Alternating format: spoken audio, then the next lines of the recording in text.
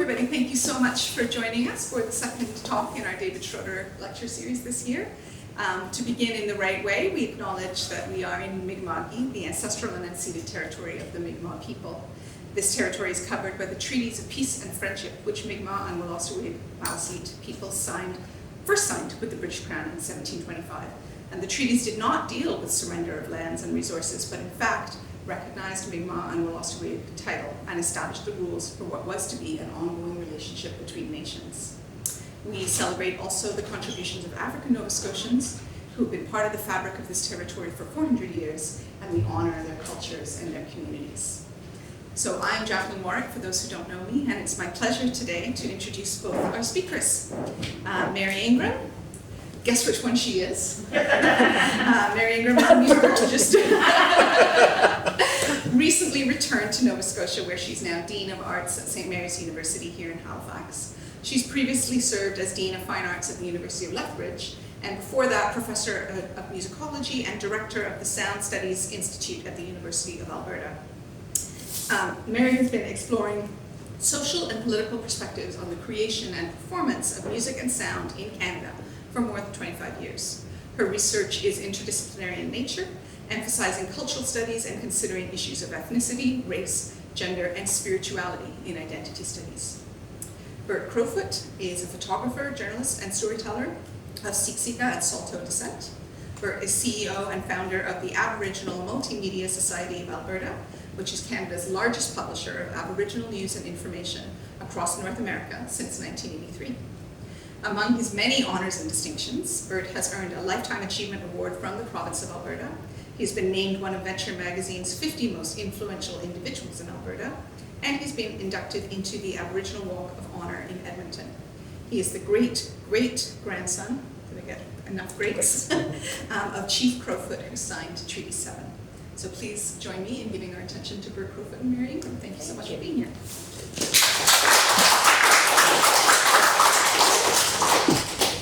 Bert, did you want to add anything to that introduction? About you, that is, but don't say anything about me. No, I'd like to thank you for inviting us, and we had a very good meeting with some students of yours this morning, and I hope that we can come away from this with sharing our stories with you. Thank you. Thank you. And yes, some of my relations are here, but I would say that I am a settler. My family has been in this area since the mid-1700s, and enjoying the privileges of settler life. And we now recognize and honor the fact that we are all treaty people, as it is said, and we are all privileged to live and work in Mi'kmaq. So thank you for being here. It is the first time in my entire career that my sisters have attended something, so if I get nervous, that's because of them. And you probably can't tell that we look alike, so that's easy. So the way that we'd like this to go, because there's two of us, and we have two very different styles, I think you'll figure that out in a heartbeat. I'm going to sort of front load this, but we have also chosen a number of different items from the archive, and I'll explain that in a minute. And Bert will just tell us about them. And so I'm going to front load it with some of the stuff that relates to the title of the presentation, and then we'll go from there, and there may be input from the students at one point. I didn't warn you about that, did I? Okay, we'll get to that. Okay, so Digitizing the Ancestors is a community-directed project to preserve and make accessible Indigenous, multimedia, radio and television broadcast recordings from the late 1960s. AMSA, or the Aboriginal Multimedia Society of Alberta, started in 1983, and it picked up from some of this previous stuff. The archive includes everything from the Alberta Native Communications Society that came into AMSA when it formed in 1983. So there's three words in my title. I'll go back for a minute, or two words anyway that I'd like to explain. So a bit about the terminology and what I mean by communications sovereignty.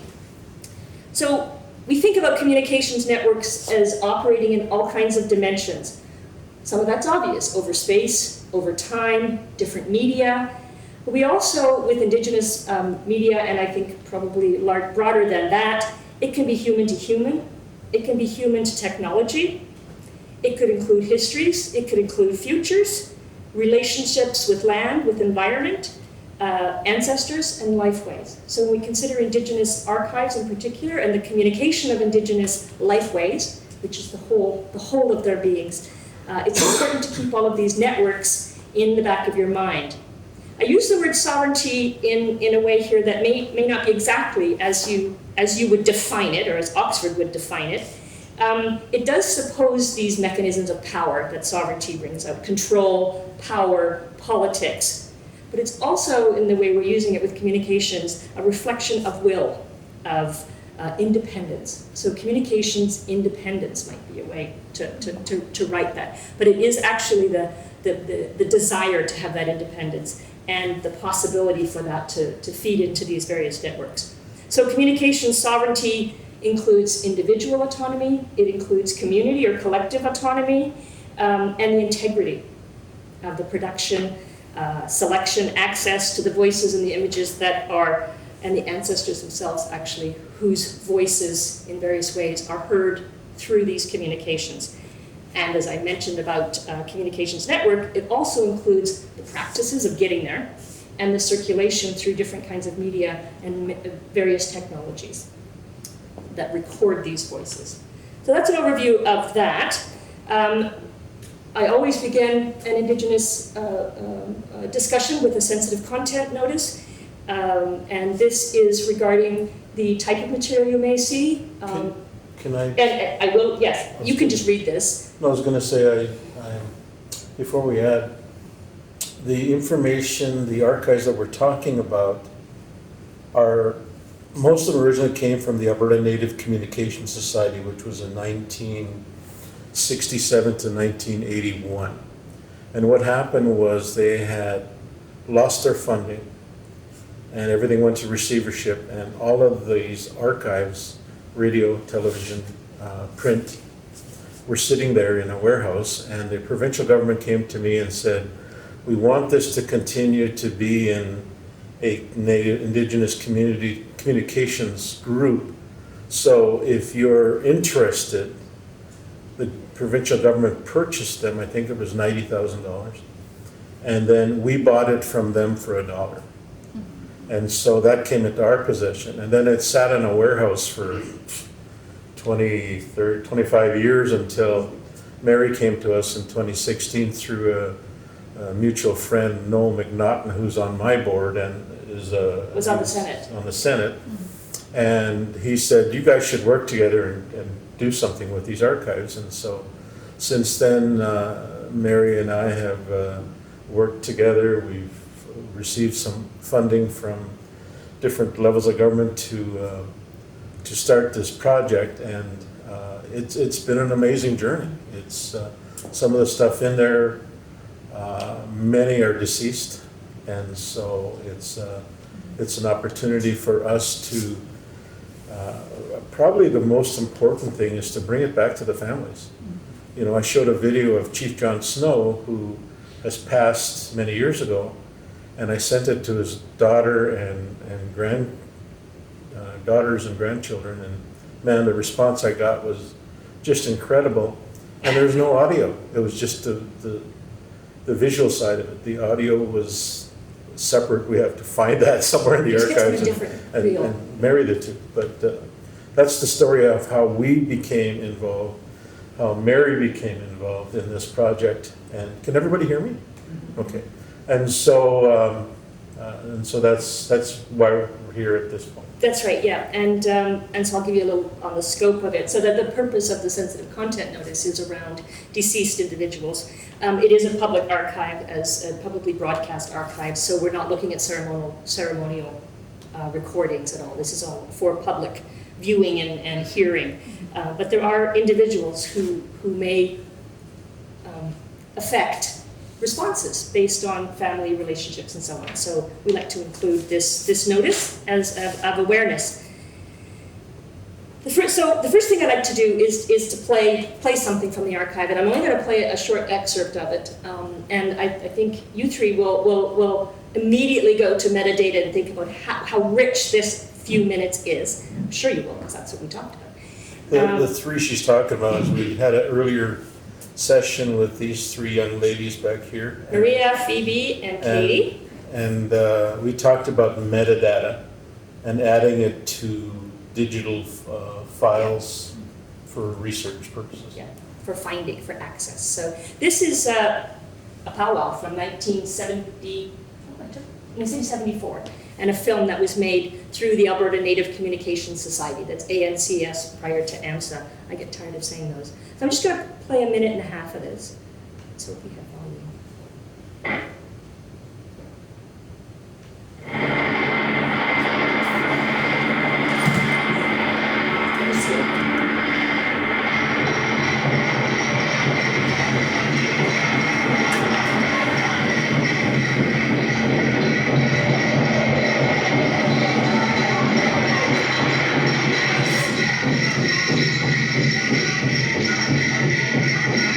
Recently, for perhaps the first time in living memory, the chiefs and elders of the bands in Alberta gathered together at Winterburn for a powwow.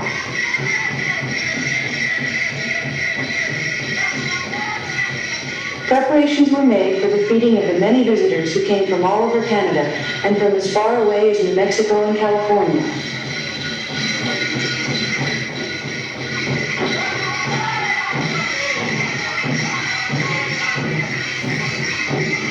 There's no age limit on the enjoyment of the powwow.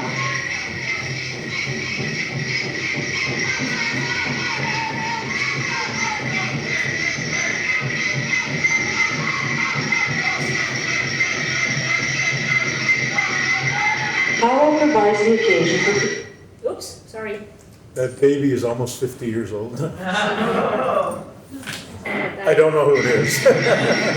Recently, for perhaps the first time in living memory, the chiefs and elders of the bands in Alberta gathered together at Winterburn for a powwow. What's that? I went back too far. Preparations were made for the feeding of the many visitors who came from all over Canada and from as far away as New Mexico and California.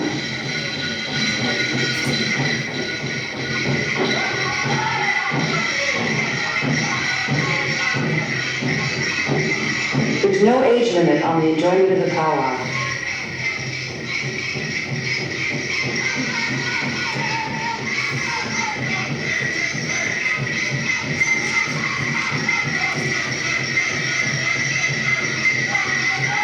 Powwow provides the occasion for people who have not seen each other throughout the year to get together and exchange news and share future plans.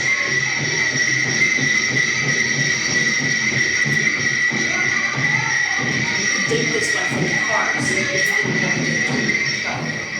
license plates. Each day begins with the honoring of the flag by the veterans of Canada's wars. The crowd eagerly anticipates the dancing.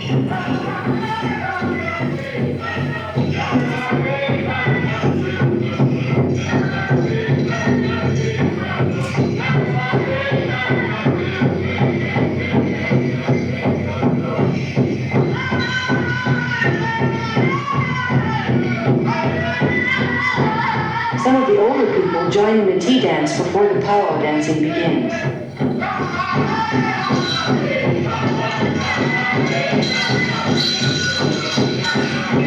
I'm going to stop it there because we are seeing, and we will see a couple of other things here. The important thing about this is that these aren't just historical objects. These are actually living documentation of sometimes of ceremony, in this case of social gatherings and activities that take place in those gatherings, and they're intended for sharing and for teaching.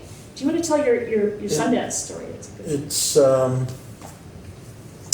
It's also, you can see how this was 1974 and how much things have changed over the last 50 years. You know, they talk about a tea dance, now they're called round dances.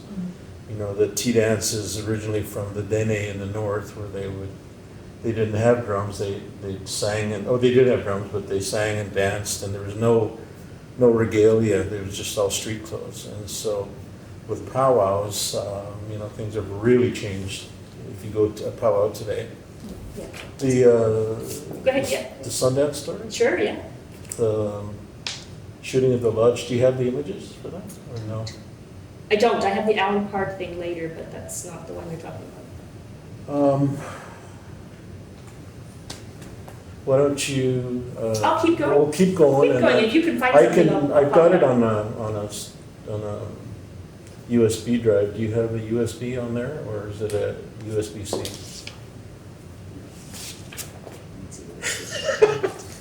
I'll keep going then. I'll keep going. How about that? Let me just give you something on the scope of the archive here. And if you can find it, then yeah. Well, I just have to check your computer to see if it will accept the stick drive. Okay. Let's just carry on and give the overview, and then we can start playing with some of the examples, okay? So the archive includes about 3,000 objects in it. Some of them are small, some of them are large, and that's just talking about the audio and video archives. There's film, there's radio programs, there's master films, there's cuts of films, there's stuff that seems like it was picked up off the recording room floor. Sometimes you get a complete interview of something, and another time you get a piece here, and then there's another little reel with about 10 seconds here. And I worked in CBC in the early 90s, and I know what it's like to take an from here and put it in the middle of someone else's interview just to make a break in the thought. So we've got all that stuff in the archive, and it's all worthy of our attention. What we haven't touched yet is the print and the photograph documentation. So there's thousands of archives just in the audio and video. Most of it is produced, recorded, broadcast by Indigenous individuals, particularly the ANCS project, but also AMSA works in that area as well. And so these objects share all kinds of messages across this communication sovereignty that I talked about before, and lots of opportunities here in looking at clothing, and looking at food sources, and looking at interactions, and looking at setup of the space, and so on.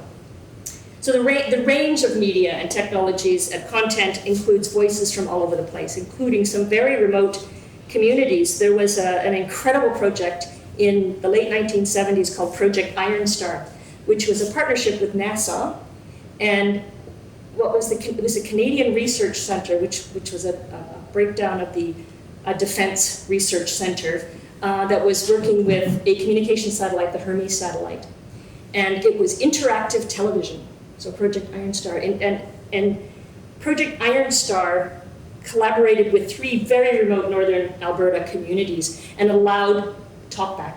Now, talkback is something we talk about, anthropologists talk about with, basically finding your voice and being able to share that voice. But this was actual physical talkback. Bert, you told me a story about present day talkback. Well, I did go to a lot of I was working for ANCS back then, and I did go to Project Iron Star. I was in a warehouse in the north part of Edmonton. It was a studio, they had hosts, but it was uplinked to satellite, downlinked to 3 remote communities, but there was actually studios in those communities, and they would come to the hall. And so they would bring in a guest. The guest would make his presentations, talk back between the host and the guest.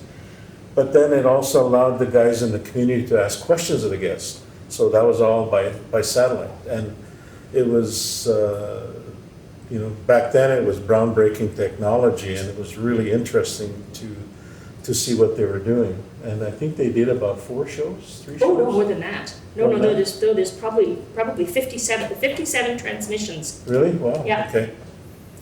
Memory. Yeah, there you go. Yeah, and a single episode of this television show would include maybe a documentary film made by ANCS, interviews with politicians, or someone in fisheries and oceans, some healthcare, social welfare conversations. It would have musical performances, like a variety show, right? And it was able to be taken back and forth to these very remote communities. Modern day, the story that Bert tells is when the Cree individuals in Edmonton are narrating Elks game, formerly Eskimos, Edmonton Eskimos, and they're immediately getting text, why would you use that word? Right? Because there's some words that had to be established for these games. And so there's still that interaction, but this is a very different world in '77. Well, this happened twice.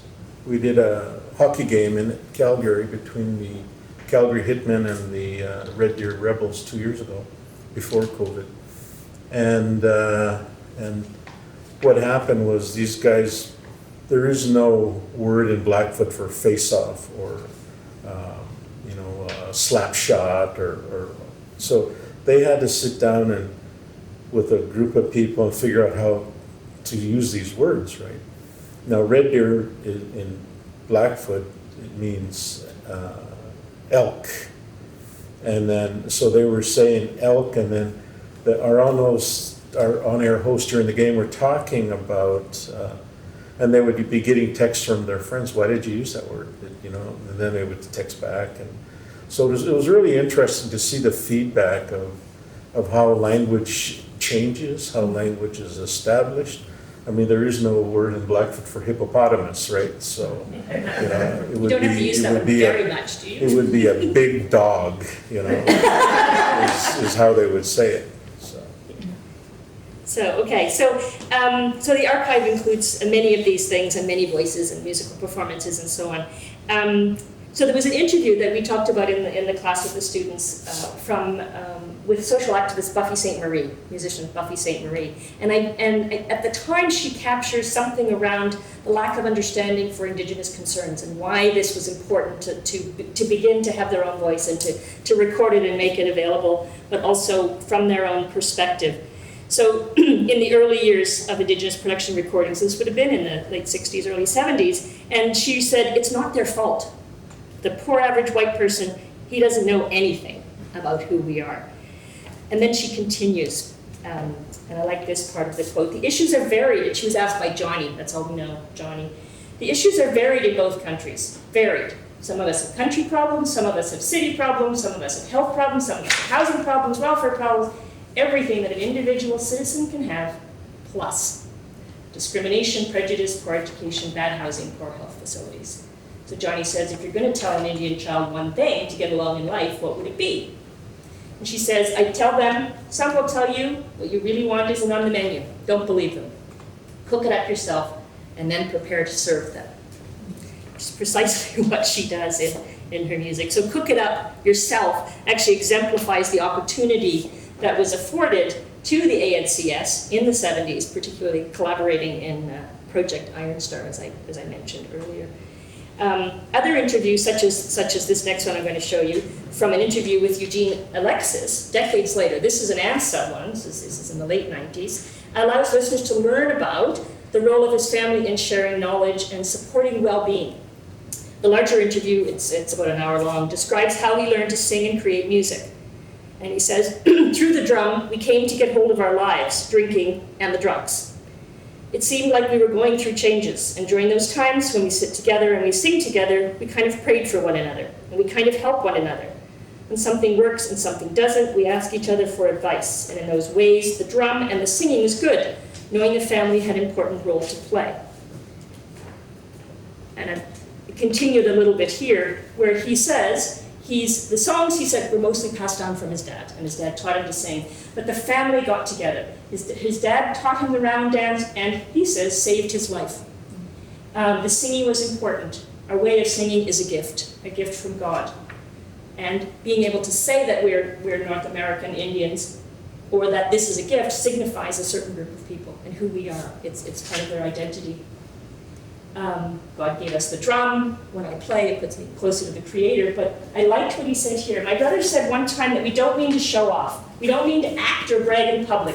We just want to create an energy to the public to make them stand and to make them dance and to make them feel good about who they are. It doesn't matter if you're Dene, if you're Cree, or if you're Stoney, or if you're Nakota. To stand and to dance and to be proud of who you are, that's one thing that has been a very big impact in my family. So lots of these sort of personal relationships to family, personal comments, telling of stories of how they learn, how they transmit these cultural experiences through music, through dance, and so on. It's full of it here. I don't know how many of you guys are Oiler fans. Anyway. Nice try. About 4 years ago, before an Oiler game, the Eugene and his brothers would sing outside of the Edmonton Coliseum. And they had an Oilers song where they would talk about Gretzky, but it was a round dance, right? And they became quite famous they was shown across, CBC or Hockey Night in Canada or whatever. So there's pictures of them sharing their music with the hockey world. Very strong family connection. And of course, in these interviews, they're also talking about issues in the community, right? And things that they had to deal with, in addition, as Buffy said before. One other short excerpt I'd like to give you of this kind of interview and this kind of revealing of story and personal connection. I'm just going to play, this is Eva Cardinal. I'm just going to play the first excerpt. The other interview is very long and it hasn't been compressed, so it was a 12-hour download, so I didn't do it. So I'm not going to play that, I'll describe it to you, but I'd just like you to hear Eva Cardinal, and you can tell us more about her as well afterwards, about Eva Cardinal and her experience on the first day of residential school. The first day I attended this school, the residential school called Lukewill School. The school was run by nuns and priests, and some of them were French speaking. And I'll never forget my first day of school, my arrival at school. We were hauled off in the back of a truck. And that day, when I arrived at the school, there were no introductions whatsoever. This nun that was going by, I had no knowledge as to what her name was, or this priest that was going by, I really had no knowledge as to what his name was. So at the time, I had not realized that I had a name. On my baptism as a child, born into this world, I didn't realize I had a name. I'd always gone by my Cree name. My Cree name is Asiniuskwa, which means the stone woman. She goes on in this interview, is quite striking, I found, to compare learning how to pray in the Catholic tradition versus her spirituality. And it's quite a moving interview where she says how she coped with these spiritual practices and the differences in it by thinking of praying to God in Latin as an alternate way of connecting with the Creator. Her family was very spiritual. So it was the formal prescribed words of the Latin that actually confounded her, and it sounded foreign, but the actual activity or the participation in the prayer was less foreign to her. We don't hear these stories often. We hear a lot of the other stories around it, and we shouldn't not hear all of the stories. But Eva has a very long, about an hour-long interview around what this means. Well, when you talk about the influence of the Catholic Church on Indigenous people, especially in the Cree people, there's, as a written form, they have these Cree syllabics. Mm-hmm. And everybody thinks that's Cree, but it's actually Latin that they're writing their language out in Cree. So that was interesting. I'll just leave it at that. Do you want your residential school, your little audio clip? Would you like to play? Do you have a? Oh, I was thinking the one on the phone. I know, but do you have a microphone? No. There's one here. Oh, I see. There's one there. Yes. There's one right there. This is just a very short thing that Bert brought to my attention this morning. This is where you need to pay attention. It's like we're talking. I just wanted to bring my phone up here. there. It's very short. You'll get it.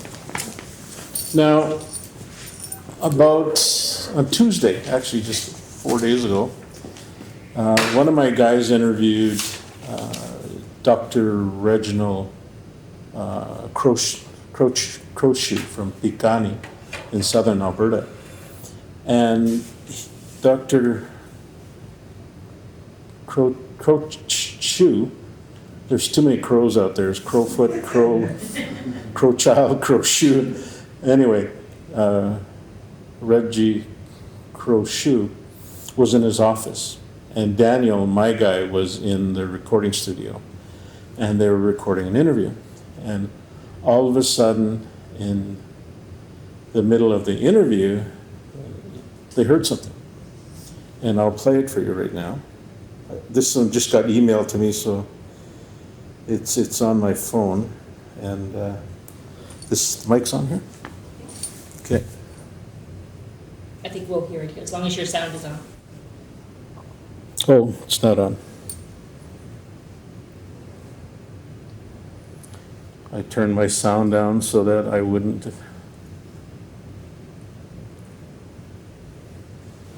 Okay.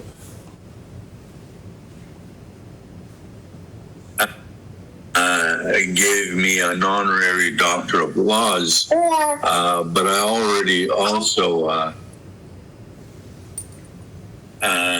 gave me a Anyway, What's bizarre in that? there was no baby. There's no in the baby room. in the And we were talking about it this morning. They kept hearing a baby in Buffy St. Mary's interview. there's no baby in the And with residential schools, I've heard the same story a number of times where young kids would be working in the kitchen and a nun would come down with a bundle and they would go into the furnace room and all they heard was, yeah, and then the baby was thrown in the furnace. Babies are usually the result of the priest raping the girls.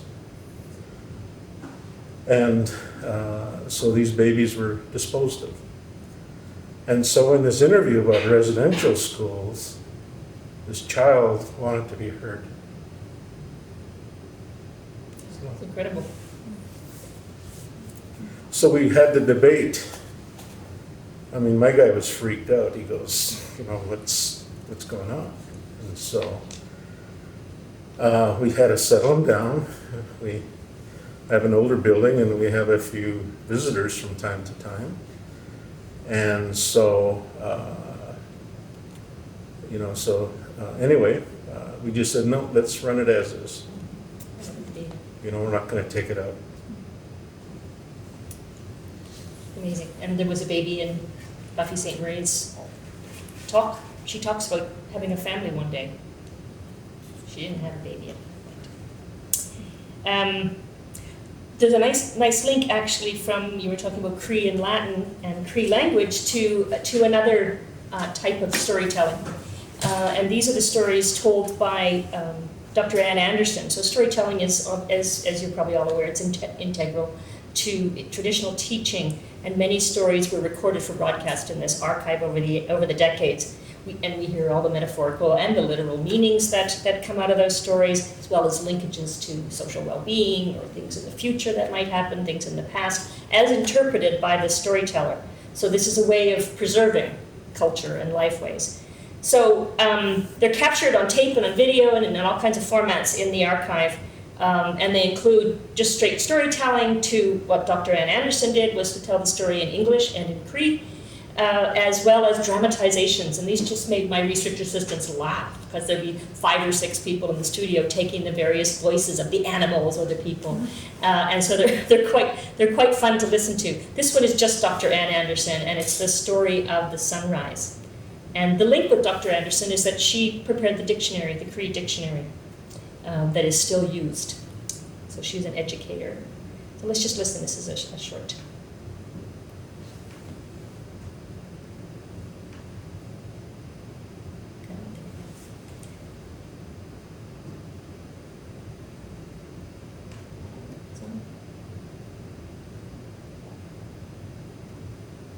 It's playing. I just turned the volume down. You just turned the volume I down. did. I didn't need to. There it is. Oops. Yeah, turn the volume up more. You want to move that a bit? I know.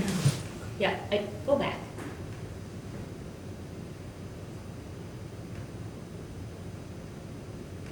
There we go. Let's try that again.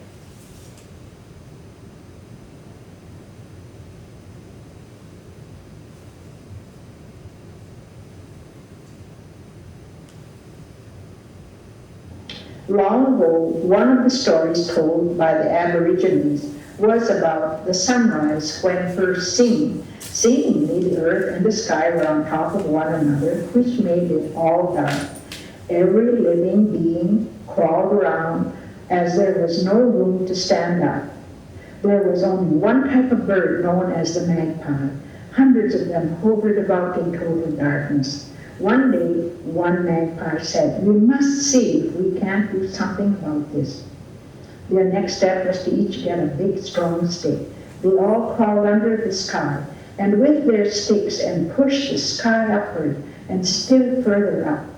They placed rocks on whatever they found to keep the sky from lowering. When there was room enough to stand up, they gave one more push upward, and the sky split wide open, and there was the light. What a happy bunch of magpies. This was why, to this day, magpies are heard chirping loudly and greeting the morning sun at sunrise. Kaya sino kia chimo tan spins tan ewa patan ka sagaste. Ki sike sa ta kurchas ki e kiaste. Ewa e ki kaskitipska tahki. Ay sino e sa nesta e ki papang tachimo ay sno e ki nepalu. Maga e sa mitran ni cheta yawak e kwai pi sisak. Ak chikak kardisak kasi kahirchik. Ogi pi sisak esa mamua kuak. Nandawi mito taki pi semtan okset. Kak yawut namot mistikwa. Ewa ispake yakinamot kisik. Itakahtam belau taswa ogi pi sisak. Ke takwe sa kataske palitisik. Eputan man staniki wapamit pisem isadrastik. Ego ci takte tekse ka pektavit abstikakadis etitot. Ego ega pang telefot. Magapiano namoyo sanke ni mano o piesis. Wiftibo piesis si kata ay se papan muat kotaga piesisa iswite what's tunsi. So squash pagwatiksin. This is Ann Anderson. You know, it's interesting. They share the story in English and then the story in Cree. I have 4 radio stations. We cover all of Alberta. I have right now 8 100,000 watt transmitters in 8 different areas. We've got another 4 coming up in the next 4 or 5 years. And of those 4 stations, 2 are country, a lot of older country, but there's a lot of language in that. Another station we have is Edmonton only, and it is everything, anything but country. So blues, rock, hip hop, you name it, it's in there. The fourth, yeah, including opera. The 4th one is called Cousin Radio. And if you know Indigenous people, they always go, "Hey, cousin," you know, and it's just their way of everybody's related. And I'm really proud of what my guys have done, and all my on-air people are Indigenous except for one.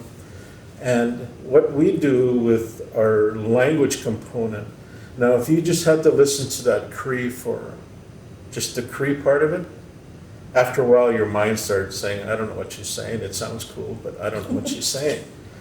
But you heard the English part first, right? So you know what she was saying, but I lost you for about 3 minutes there.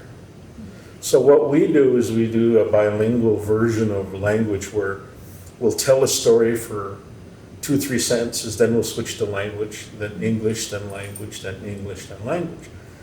And that works. You know, I met with the CRTC in June, and she says, "So how are the elders and the children receiving all of your language programming?" And I says, "You want to know the truth? 80 to 90% of our responses from non-Indigenous people, because they're learning the language." I had one old redneck who absolutely hated Indigenous people. He lived next door to them. And what hooked him at first was the old country music. And then we have vignettes, you know, hello, oke in Blackfoot, you know, tanse in Cree, you know, amboashte in Stony Nakota. And so we do that every day, you know, hello, where's the bathroom, you know, and it's the important phrases you need to know if you're visiting. And so those are all in vignettes. Then we have stories like Voices of Our People. And so this is how we've set up our programming, is so that when people, and what I told the CRTC was, people want to know what we're saying. And you want to talk about reconciliation? You don't want it forced down your throats, but you're more than willing to listen and learn if you're, you know, it's interesting and you're getting something out of it. Now I talked about that old farmer. He phoned in and left a voicemail and said, you know, I used to hate my neighbors, but now I've been listening to your station. I learned how to say hello. I said hello to them in their language and they were shocked, and you know, we became friends and now we're the best of buddies.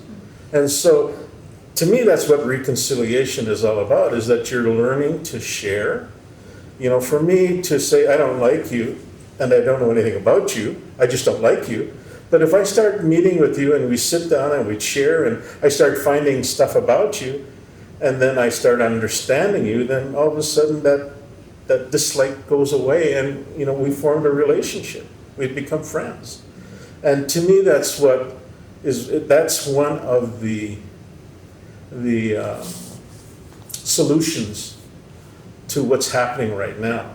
We've got a lot of young activist people who are, you know, damn the settlers, and you use that word, and you know, and everything else, and people get offended when you call them a settler. You know, I called a Brit a colonist and almost got in a fight with him. And mind you, I was looking for that fight, but I would have won.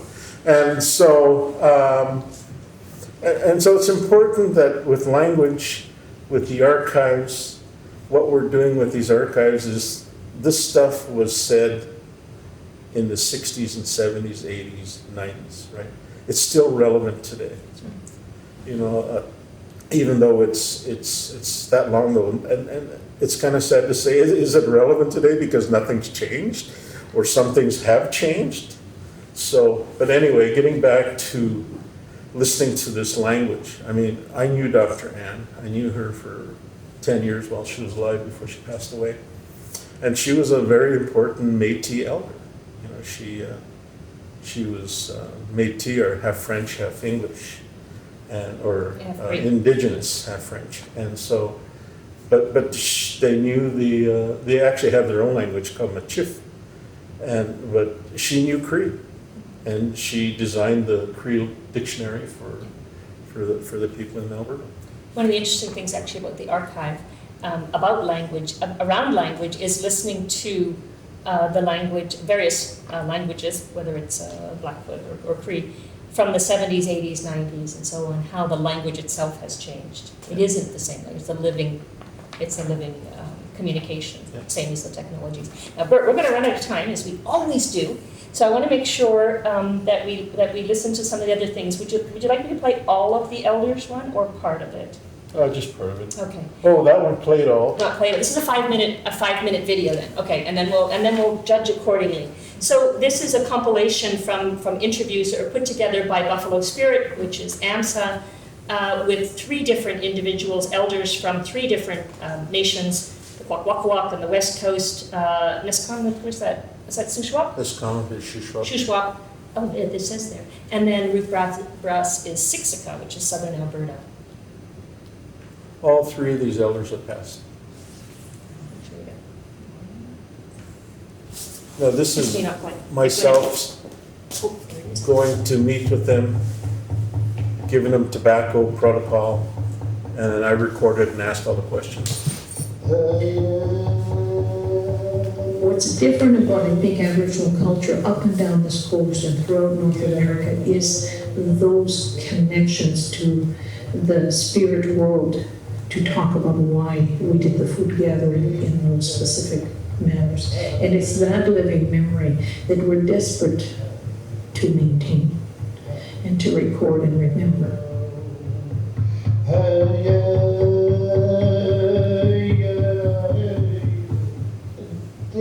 They lost they don't know who they are now. They don't know what clan they belong to.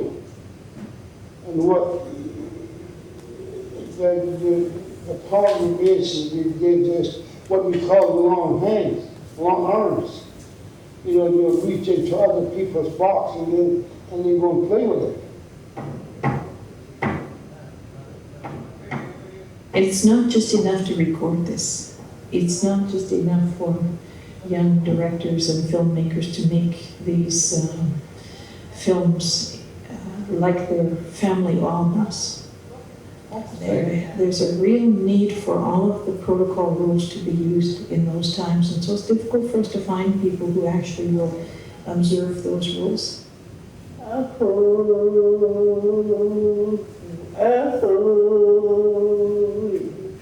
Our culture is transmitted in two ways, material and non-material.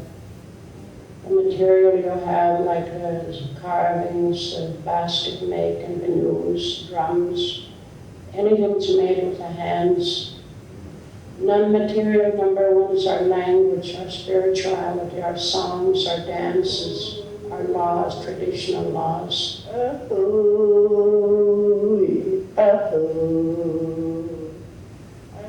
And our people are struggling. So few elders are willing to share or even have the knowledge. So few are left. And sometimes we as elders are afraid to. I know I'm always full of fear. That's why I'm not pushing myself on anybody. I'll only share when I know they're ready for it.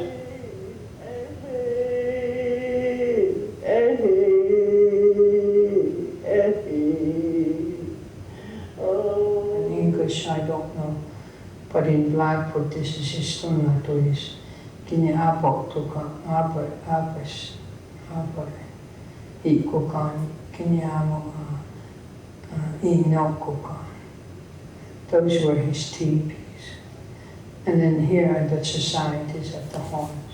This is the most sacred thing for me, I think, is when you're making your offering. You know, you have to be truthful. And the beaver bundle and the medicine pipe bundle. I think a lot about the kids, and I think if we help them out, you know, I think their lives will continue like we had. That there is a culture there. It's not lost, like everybody's saying this. Because I think if we try hard enough, we get it all back.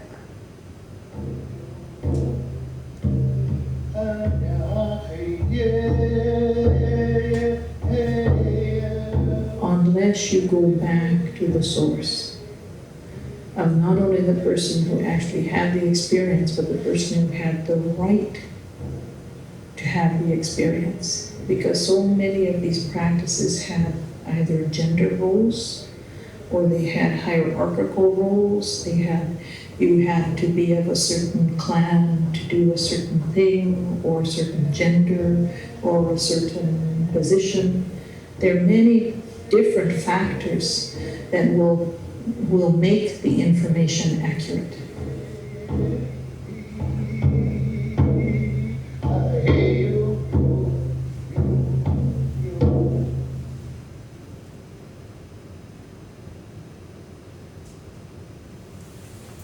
That's the end of that.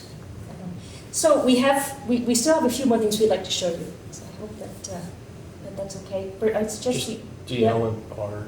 go down to the part. Yeah. Okay. So I think we all understand that these are living communications. These are living recordings. They have great value to contemporaries, Indigenous and non-Indigenous societies, and it's spectacular to hear some of these voices speak on their own for themselves. In 2000. I just bought a new van for the company, and I just wanted to record elders.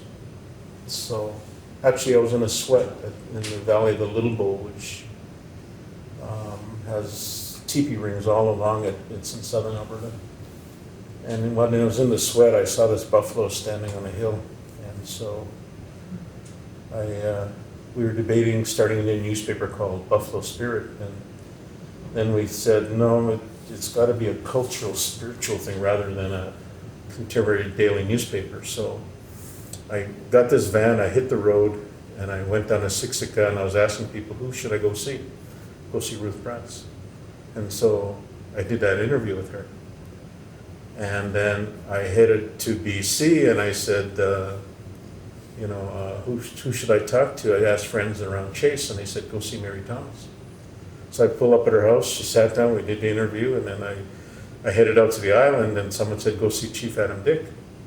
And so I went out to see him and, visited with him for a couple of days and recorded him.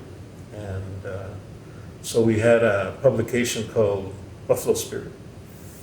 We got approached by Omni Television to do a 4-part television pilot, half hours. And so I went to these elders and we interviewed each of them as part of each of the 4 segments on different parts of culture.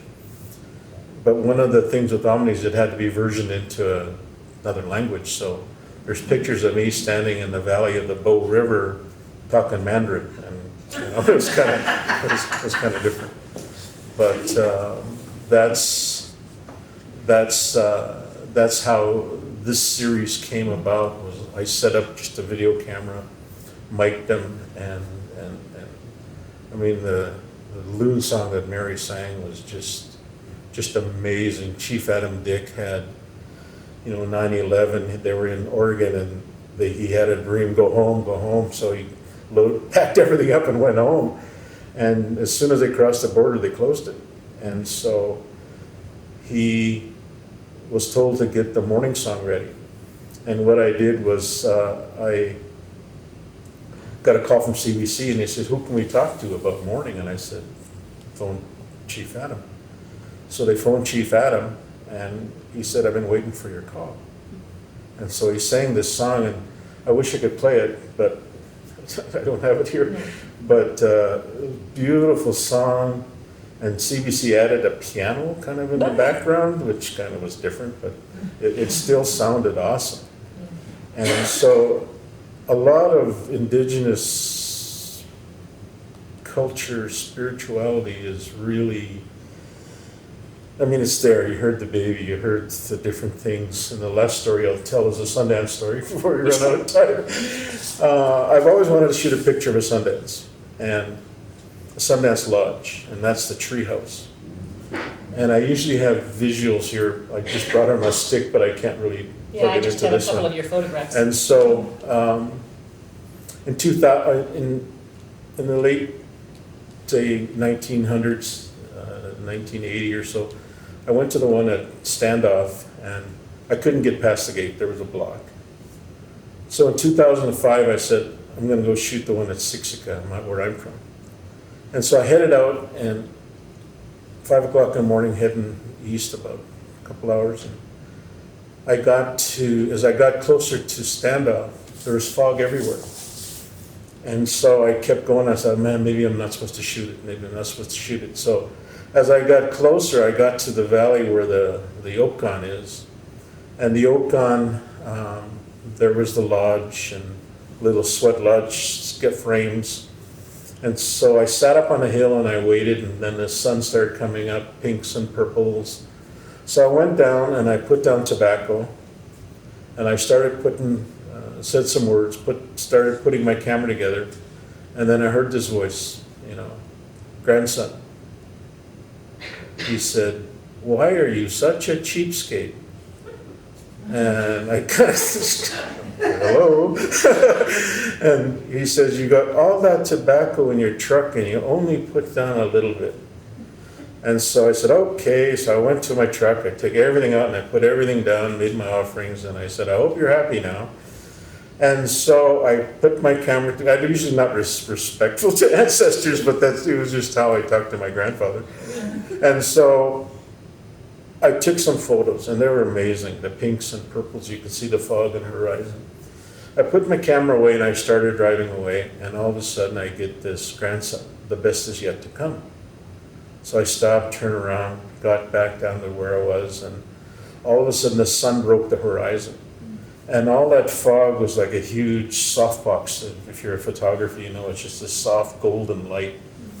And that image of that skeleton of the lodge, the Sundance Lodge, which was dark and blacks and purples, all of a sudden was just bursting with gold light behind it.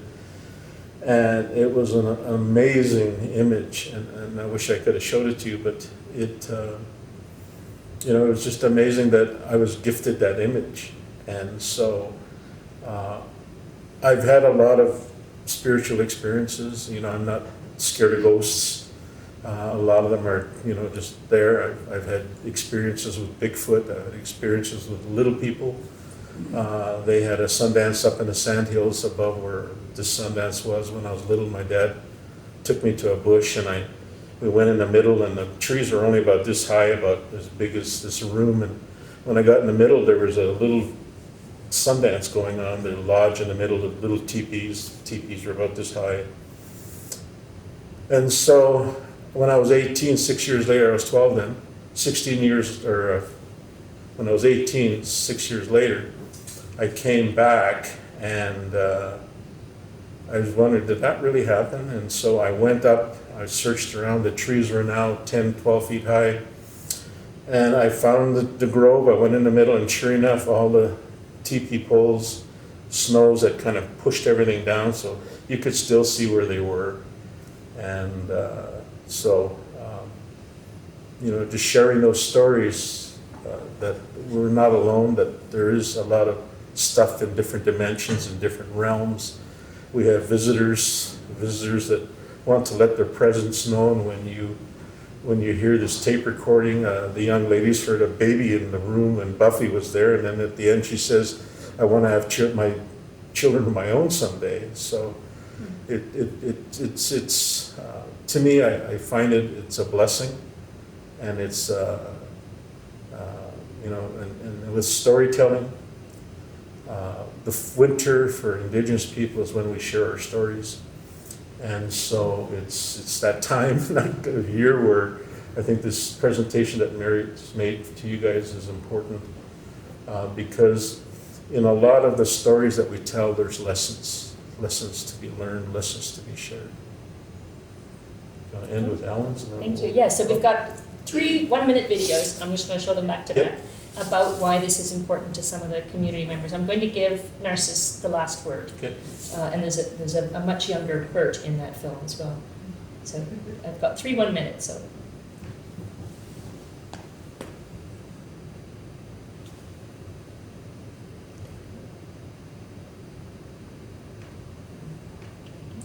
I would have sent the pictures of Sundance to Mary, except I don't share those. I don't sell them. I've got pictures of a bear in the smoke of a smudge and a wolf. My Indian name is Gayustoya, which is bear ghost. It was one of my great-great-grandfather's names. I was also adopted by Chief Adam Dick, who was head of the wolf clan. So in this smudge of smoke that I took pictures of, there's a wolf and a bear and a very evil spirit in the middle. And the wolf is pushing it into the bear, and the bear is taking it away. And I didn't know at the time, but I was going through depression, and that evil spirit was depression. So those are my 2 protectors, the bear and the wolf. I'm going to play this from the file and see if this works better. Very impressed with your ambition to start building, start doing what you're doing. Just catch the corner. We don't do enough of this. And I think this is part of the suggestions of saying we need to move forward, and we've got to make these kind of changes. I know our people, our ancestors, were totally against recording our history, but yet then again, some anthropologists will really record and document some really significant parts of our culture. And I'm not going to compete my elders that were born 100 years ago, because they did it. But I think it's important important that we start documenting and preserving our culture. And I'm really impressed with your attempt. Maybe not specifically recording or documenting the culture per se, but the messaging. The important thing about messaging, the dilemma we're in and how we should start making change. I think that's quite significant. And I'm hoping we can do this interview that we're having today. It's just like your production. So we're all people here today, and it's gonna happen. It's going to be happening from our perspective. That's probably, and that's messaging our own people and mainstream of our ways. He passed away 5 years ago. I'm going to try going back to this, if you just indulge me for a minute, just because it's a better image. Let's see what this one will play. I always say it's not a proper music presentation if you don't have trouble with the audio. Every time, especially with these files. Okay, that's not gonna work.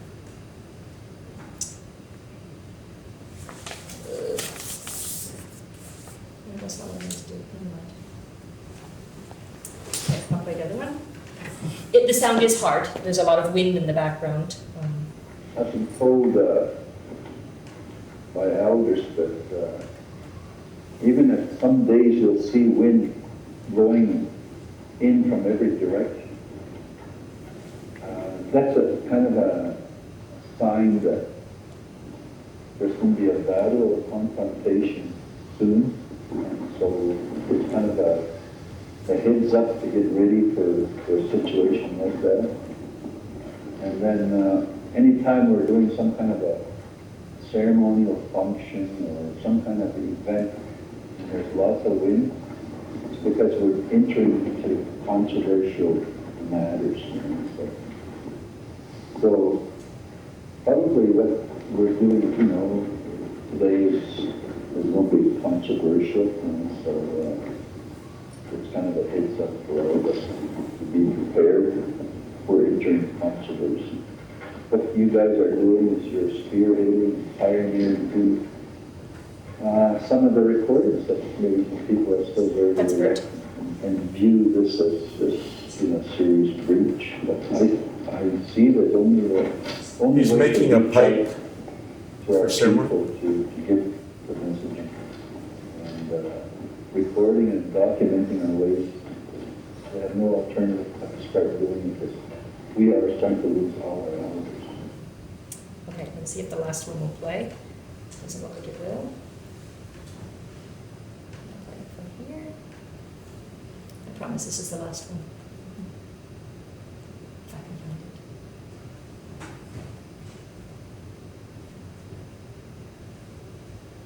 It's not there.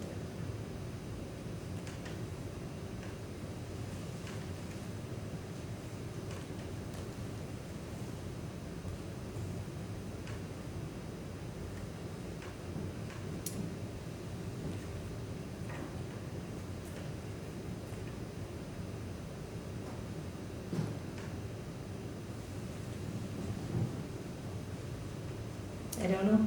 He's always played. It's not going to play. This last one with Narcissus blood, this is Bert as well. This last one with, this machine has a mind of its own right now, talks about media being used as a tool. And Narcissus blood from Guyana. Yeah, the blood tribe down in southern Alberta is meeting with Bert and talking about the importance of the archiving, the importance of the recording. And he says at the very end, this is great what we're doing all the recording and preserving these things, but it doesn't replace the experience. Yeah. So we'll leave it at that, and I apologize for the technical difficulties. They're inevitable, but thank you. Go ahead. Is there any questions? It is my sad duty to shepherd us out of this room. Yeah, If there's questions and discussion, if you're available, we can maybe chat out in the hall. But Sure. Thank you so much for sharing your stories and your wisdom with us and all of these beautiful voices from the past. It's a privilege to be here, and I hope you all take advantage of speaking to Bert and Mary. Yeah. But I think there is probably another class coming in, Oh. so we might want to move sharpish out of this room. I've got some business cards, I'll meet you outside. Great, okay, great. Okay, thank you